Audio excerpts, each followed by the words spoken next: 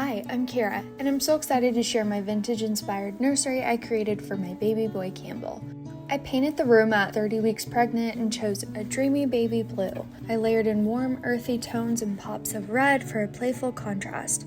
This color story guided the design of the room. Most of the artwork is thrifted or handmade, like this drawing of our dog that my little sister created. She also sewed a collection of our grandma's favorite buttons onto an heirloom shaped piece. My older sister was a huge help in designing this space and also made these hot air balloons using a tag from my grandmother's shop. My favorite spot has to be the changing corner. Campbell loves giggling at all the books and wall art. The dresser was actually my parents' old dresser, which we gave a refresh, and now it will hold a new generation's memories. I'm obsessed with this gingham glider, which was actually the first thing on my registry mood board. This nursery is a mix of vintage finds, family heirlooms, and love. My best advice, don't worry about making it perfect or permanent. Just surround your little one with pieces that mean something to you.